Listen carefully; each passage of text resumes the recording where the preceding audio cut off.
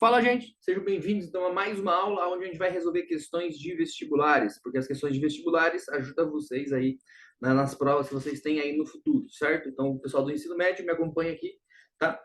Deixa os comentários aí para me ajudar também aqui no canal, se possível, certo? E se você tem alguma dúvida a respeito dessa aula, termina o vídeo e depois escreve a sua dúvida aí. E se quiser alguma pergunta, pergunta aí embaixo também, que quem sabe eu gravo um vídeo aqui pro canal, né? Ou para você especificamente, tá? Vamos dar uma olhadinha aqui na pergunta que eu trouxe hoje. Então, essa aqui é uma questão de vestibular, ela é não aparece aqui, tá?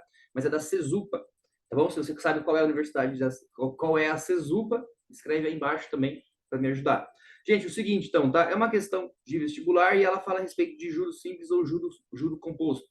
Se for a respeito de juros simples, a gente tem uma relação do montante do dinheiro, que é o capital inicial vezes um parêntese. E na parte de juros composto também é o capital inicial vezes um parênteses. Mas o que muda de um para o outro? Que um deles vai ser uma relação ligada ao linear, ou seja, o meu juros ele vai estar ligado com a quantidade de meses numa multiplicação. E o outro ele está ligado não com uma coisa linear, mas com uma coisa exponencial, que ela sobe muito rápido. Então ele vai ter que ter um expoente. Então minha taxa de juros está ligado a um expoente, tá? Eu uso a letrinha N para o tempo, certo? Por causa que ele veio aqui da noção de PA e de PG, né? Acho que se você chegou até esse assunto, você deve ter essa noção aí já.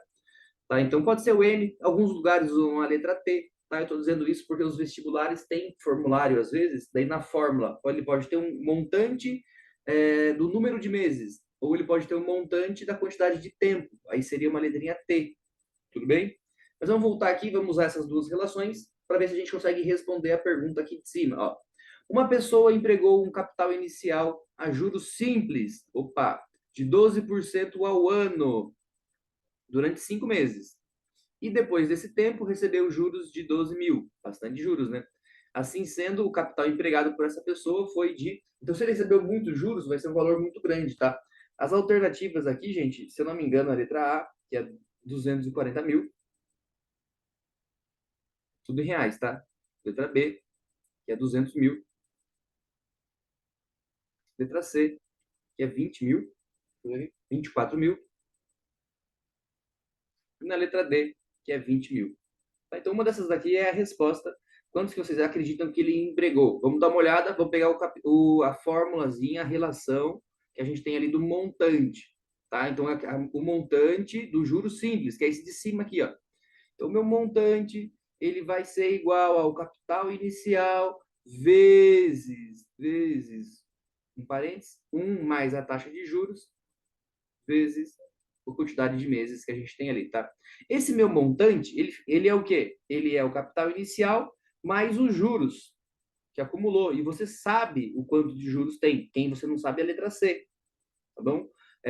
Por isso que eu coloquei aqui. Então, ele é o capital inicial mais os juros. Faz sentido, né? O monte que eu tenho é o que eu tinha mais os juros. Tá. Então, esse capital inicial, ele também é, do lado esquerdo, aqui nesse meu montante, ele também é o capital inicial multiplicado por um parêntese, que é o 1 mais aqui a taxa de juros, né? E aí, se você ler a pergunta, a taxa de juros ali, que é o 12%, ele é 12% ao ano.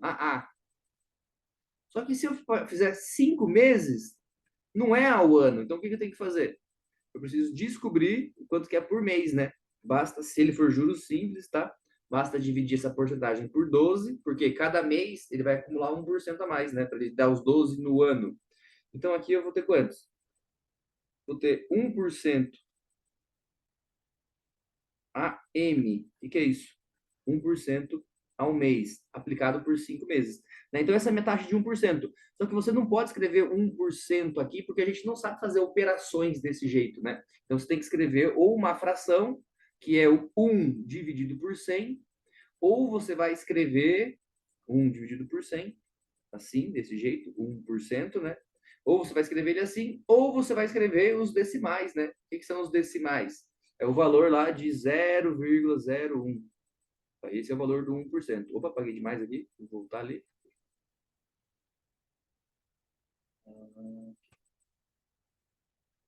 Então, aqui vai ser 0,01 vezes quem? A quantidade de meses, né? Porque agora são 5 meses.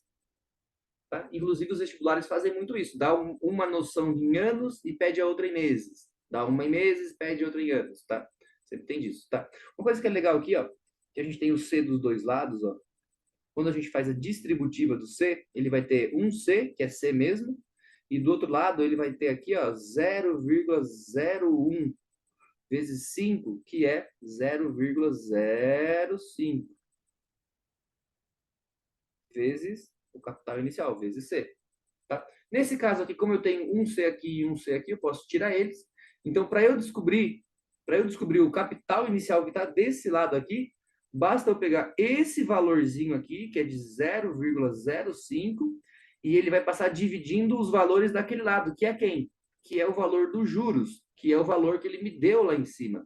Tá? Então, com esse processo, eu consigo fazer o quê? Eu consigo responder a minha pergunta, né? Vou escrever aqui no cantinho, para não precisar pagar as alternativas. Ó. Vou escrever aqui nesse cantinho, aqui de cima. Tá? Então, agora o meu capital inicial vai ficar de um lado e do outro lado vai ser os juros dividido por 0,05. Então, vamos escrever assim. Vamos pôr lá para cima. Estou. Então, os juros, 12 mil, ele vai ser dividido por 0,05. Tá? Se a sua divisão tá boa, se a sua noção de matemática tá boa, já dá para saber qual é a resposta aí, hein? Tá? Então, o capital inicial vai ser essa fração aqui, tá? E quando a gente divide, tipo, seria eu pegar 12 mil e dividir em moedas de 5 centavos. Seria mais ou menos isso, né? Ou seja, é 0,05.